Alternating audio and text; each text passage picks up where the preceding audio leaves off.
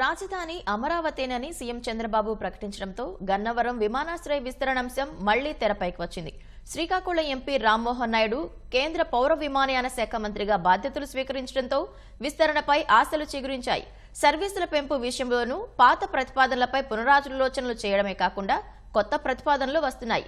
దీంతో గన్నవరం విమానాశ్రయానికి మహార్దశ పట్టనుందనే అభిప్రాయాలు వ్యక్తమవుతున్నాయి. రాష్ట్రంలో కొలువు తీరిన కూటమి ప్రభుత్వం రాజధాని అమరావతికి పూర్వ వైభవం తెచ్చేందుకు సంకల్పించింది.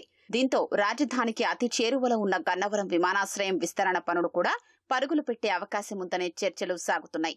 గన్నవరం విమానాశ్రయం నుంచి ప్రస్తుతం రోజుకు 22 డొమెస్టిక్ విమాన సర్వీసులు, వారానికి 2 సార్లు అంతర్జాతీయ సర్వీసులు నడుపుతున్నారు. తాజాగా విజయవాడ నుంచి ముంబైకి సర్వీసులు మొదలుపెట్టారు. రోజు 3,300 మంది రాకపోకలు జరుపుతుండగా ఆక్యుపెన్సీ రేషియో రేటు 95% పైగా ఉంది.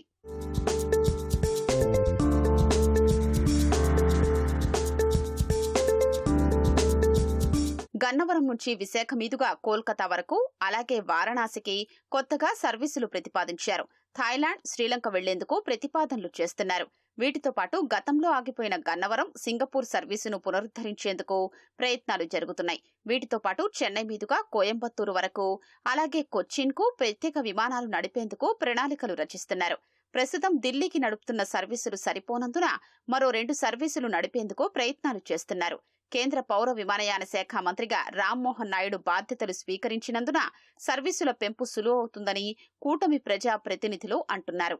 మనం రామ్మోహన్ నాయుడు గారు కూడా మన అదృష్టవశాత్తు ఆయన కేంద్ర సివిల్ ఏవియేషన్ మినిస్టర్ గా బాధ్యతలు తీసుకున్నారు. వారి యొక్క సహకారంతో చంద్రబాబు నాయుడు గారు, పవన్ కళ్యాణ్ గారి యొక్క సహకారంతో డెఫినెట్ గా ఇది ఒక మంచి ఇంటర్నేషనల్ ఎయిర్పోర్ట్ గా తయారు చేసి ఈ ప్రజలకి ఈ కనెక్టివిటీ ఫ్లైట్స్ అన్నిటిని కూడా ఏర్పాటు చేస్తాం.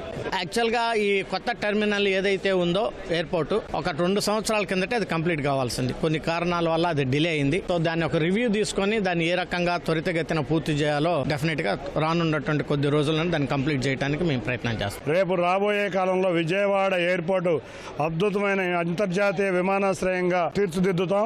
ఎంతో మంది వ్యక్తులు ఇక్కడి నుంచి అమెరికా, యూరోప్, అంతేకాకుండా ఏషియాలో చాలా మంది ఉన్నారు. ఇటువంటి సెంటర్ హబ్ గా మేము దీన్ని కృషి చేసి కేంద్ర ప్రభుత్వం దృష్టికి తీసుకొస్తాం. వెంటనే వారు సమీక్ష సమావేశం పెట్టబోతున్నారు. ఎయిర్పోర్ట్ మీద కొత్త టెర్మినల్ 8 నెలల్లో ప్రారంభించమని చంద్రబాబు నాయుడు గారు ఆదేశించారు. తప్పకుండా మేము అందరం కలిసికట్టుగా ఉండి 8 నెలల్లో కొత్త టెర్మినల్ ప్రారంభించి రాజధానికి తలమానికంగా ఉన్న ఈ విమానాశ్రయాన్ని అద్భుతంగా తీర్చిదిద్దబోతున్నాం. ప్రస్తుతం ఉన్న టెర్మినల్ వేలాది మంది ప్రయాణికులతో రద్దీగా ఉంటోంది.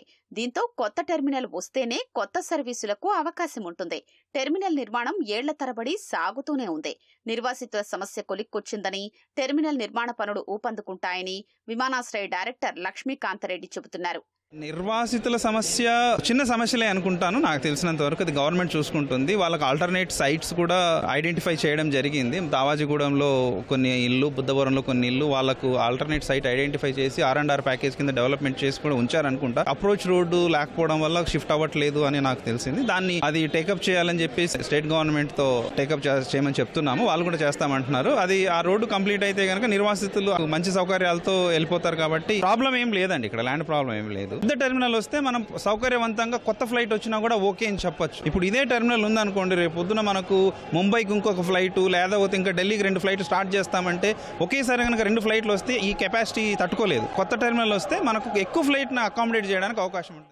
రాజధాని అమరావతి అభివృద్ధికి అవకాశం ఏర్పడడంతో వ్యాపార, వాణిజ్య రంగాలు, విదేశీ పెట్టుబడులు రావడానికి గన్నవరం విమానాశ్రయం కీలకం కానుంది. దీంతో విస్తరణ పనులు త్వరితగతిన పూర్తి చేసి కొత్త సర్వీసులు అందుబాటులోకి తెస్తారనే అభిప్రాయాలు వ్యక్తమవుతున్నాయి.